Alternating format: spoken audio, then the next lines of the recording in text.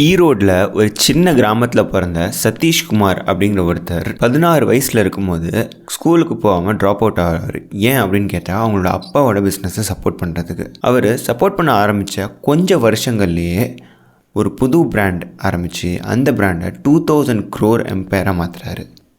அந்த பிராண்ட் தான் milky myths diary ப்ராடக்ட்ஸ்குள்ளார enter ஆகும்போது ஆல்ரெடி ஃபியர்ஸ் காம்படிஷன் இருந்தது மார்க்கெட்டுக்குள்ளார. ஆவின், அமுல், ஆரோக்கியா அப்படின்னு சொல்லிட்டு நிறைய பால் கம்பெனிஸ் இருந்தது.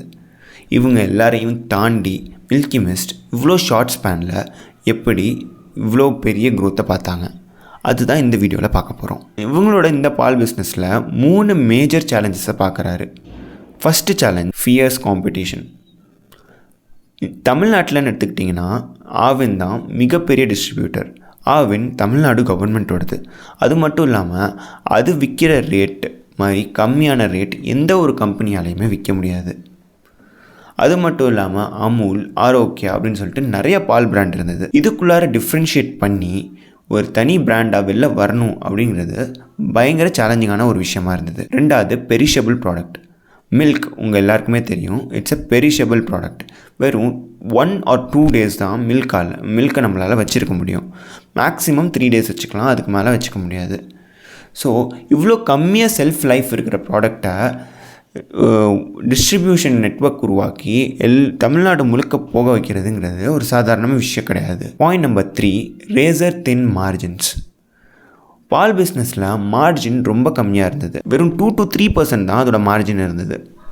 அப்படின்னா 100 ரூபாய்க்கு ஒரு ப்ராடக்ட் சேல் பண்ணுறாங்க அப்படின்னா அதில் 3 ரூபா தான் அவங்களுக்கு எல்லா செலவும் போய் ப்ராஃபிட்டாக கையில் நின்றுச்சு. இவ்வளோ கம்மி மார்ஜினில் இருக்கிற ஒரு ப்ராடக்டை சஸ்டைனபிள் பிஸ்னஸை ஆக்குறதுங்கிறது ரொம்ப கஷ்டம் அப்படின்னு சொல்லிட்டு புரிஞ்சுக்கிறாரு. இந்த ப்ராப்ளம்ஸ்லாம் புரிஞ்சுக்கிட்ட சதீஷ்குமார் நெக்ஸ்ட் என்ன பண்ணுறாரு, அவர் பண்ண அந்த 2 விஷயத்தினால அவர் காம்படிஷனை மட்டும் பைபாஸ் பண்ணல. அதே சமயம் இப்போது மில்கி மிஸ்ட் 5 to 10 கண்ட்ரீஸில் எக்ஸ்போர்ட் பண்ணிக்கிட்டு இருக்காங்கன்னா யோசிச்சு பாருங்கள் எவ்வளோ சக்ஸஸ்ஃபுல்லாக இருக்குது அப்படிங்கிறது. ஸோ அவங்க பண்ண first strategy escaping the commodity drop with value addition. இப்போது பாலில் வெறும் 2 to 3% மார்ஜின் இருக்கலாம். ஆனால் அதே நீங்கள் பன்னீராக விற்றீங்க அப்படின்னா அதே பாலுக்கு 30% மார்ஜின், அதே அமௌண்ட்டுக்கு 30% மார்ஜின் இருந்தது. அதே கேர்டுக்கு 20% மார்ஜின் இருந்தது. அவங்க பாலை விற்கிறத ஸ்டாப் பண்ணிட்டு கேர்டு, பன்னீர் இது மாதிரி ஐட்டம்ஸை விற்க ஆரம்பித்தாங்க.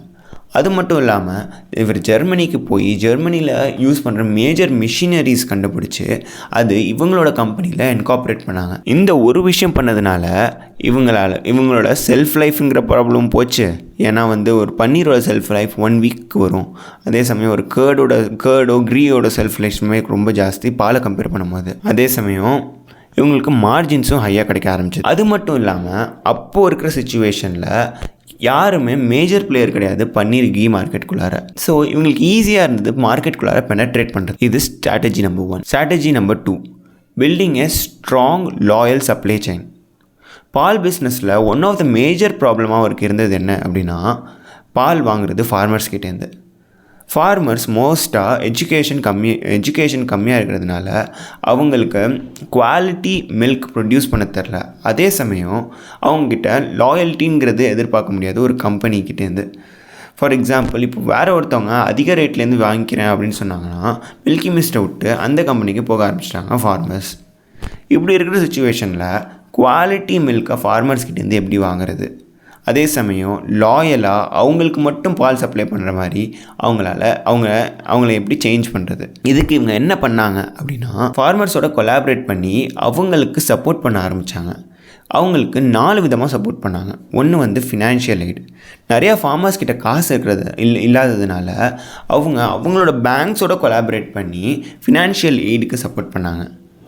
ரெண்டாவது அனிமல் கேர்.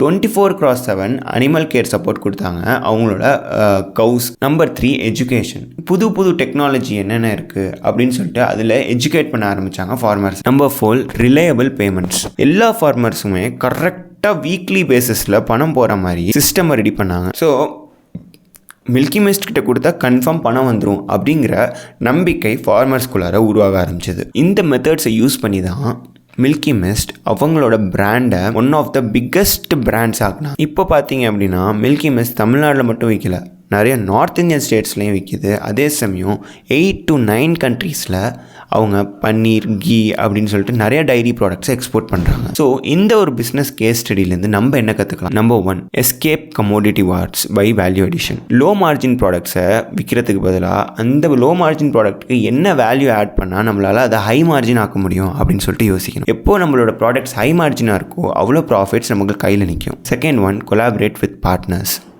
நம்ம மோஸ்ட்டாக ஒரு பிஸ்னஸ் பண்ணும்போது அடுத்தவங்ககிட்டேருந்து எவ்வளோ உரியலாம் அப்படிங்கிற ஆட்டிடியூட் இருக்கிறதுக்கு பதிலாக அடுத்தவங்ககிட்ட நம்ம எவ்வளோ கொடுத்தோன்னா அவங்க நமக்கு கொடுப்பாங்க அப்படின்னு சொல்லிட்டு யோசிக்க ஆரம்பிக்கணும். ஸோ நம்ம எவ்வளோக்கு எவ்வளோ அடுத்தவங்க கூட கொலாபரேட் பண்ணுறோமோ, அடுத்தவங்களுக்கு எவ்வளோ வேல்யூ ஆட் பண்ணுறோமோ அந்த அளவுக்கு நமக்கு இன் ரிட்டன் அவங்க வேல்யூ ஆட் பண்ணுவாங்க. ஸோ இந்த வீடியோ உங்களுக்கு பிடிச்சிருக்கும் அப்படின்னு சொல்லிட்டு நம்புகிறேன். இதே மாதிரி வீடியோஸ் நீங்கள் பார்க்கணுன்னா இந்த சேனலுக்கு சப்ஸ்கிரைப் பண்ணுங்கள். அடுத்த வீடியோவில் பார்ப்போம். அதுவரை சிவா சைனிங் ஆஃப்.